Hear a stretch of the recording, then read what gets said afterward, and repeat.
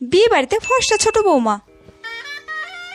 মা, আমাকে এই শাড়িটা পরে কেমন লাগছে? আরে ছোট বৌমা, তুমি যে রঙের শাড়ি পরবে তোমাকে সেই রঙের সুন্দর লাগবে, খুব সুন্দর লাগছে। থ্যাংক ইউ মা।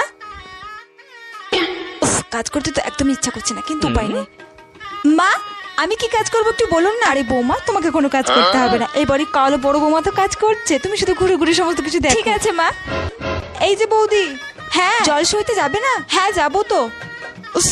যেতে তো একদমই ইচ্ছা করছে না, কিন্তু আমার তো যেতেই হবে। এমনিতে এত রোদ পড়ছে, স্কিনটা আমার পুরো খারাপ হয়ে যাবে, কি যে করি। কি গো বৌদি, এসো।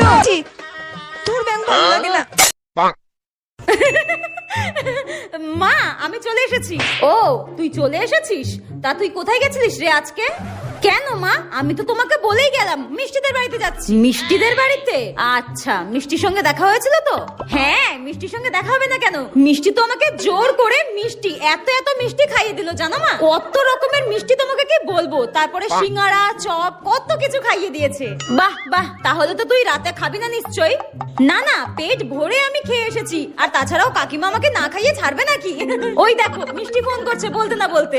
হ্যাঁ হ্যাঁ হ্যাঁ, মিষ্টি ফোন করছে, ধর ধর ধর।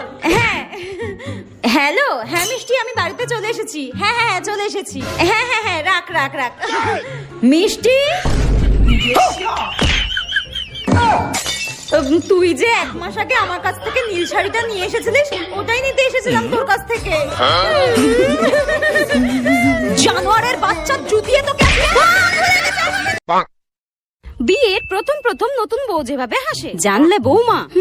আমাদের খোকার যখন 5 বছর বয়স, তখন ওর জ্যাঠা ওকে রাগানোর জন্য বলেছিল আমাদের সবার বউ আছে, তোর বউটা কোথায়? সেই কথা শুনে ও যে এত রেগে গেল তা কি বলবো। মা, আমার বউ কোথায়? আমারও বউ লাগবে, আমাকে এক্ষুনি আমার বউ এনে দাও। সে তোমাকে কি বলবো, ওকে তো কোনো ভাবেই মানানো যায় না। ঠিক আছে বৌমা, তুমি রান্নাটা চাপিয়ে দাও, আমি আসলাম, বুঝলে? ঠিক আছে। 1 বছর পর যেভাবে হাসে। এই বৌমা, শোনো শোনো শোনো। হ্যাঁ বলুন মা। জানো কি হয়েছে? আমাদের পাশের বাড়ির কাকলি ওর বরকে ছেড়ে দিয়ে অন্য লোককে নিয়ে পালিয়েছে। হ্যাঁ, কি বলছেন আপনি এটা? বর ছেড়েই পালিয়েছে? ভূতে টুতে ধরলো নাকি? তারকারা খুশির মতো হাসছে কেন? এই রে, বেশি হয়ে গেল মনে হচ্ছে। মা, ওদিকে আমাকে রান্না চাপাতে হবে, আসলাম আমি। হ্যাঁ, এই বউ তো ডাইনির থেকেও ভয়ঙ্কর করে হাসে, পুরো হিহা করে কি হাসে। বৌমা, বৌমা। হ্যাঁ মা, বলুন। বলি, খাবার দাবার কি এবেলা আর জুটবে, নাকি পেটে গামছা বেঁধে বসে থাকতে হবে? এদিকে খিদেতে আমার পেটের ভেতরে ইঁদুর যেন লাফালাফি করছে। ইঁদুরে লাফালাফি করছে আপনার পেটের ভিতরে? তাহলে আর বলছে কি?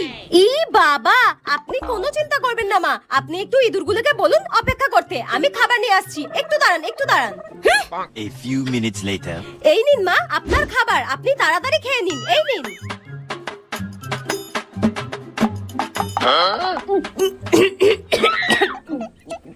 বৌমা, এটা কি তরকারি গো? কেমন যেন গলা বুকটা জ্বালা করছে। আসলে মা, আপনি বললেন না আপনার পেটের ভেতরে নাকি ইঁদুর লাফালাফি করছে, ওই জন্য আপনার খাবারের মধ্যে ইঁদুর মারার বিষ আমি মিশিয়ে দিয়েছিলাম, যাতে খাবার সাথে সাথে ইঁদুরগুলো মরে যায়।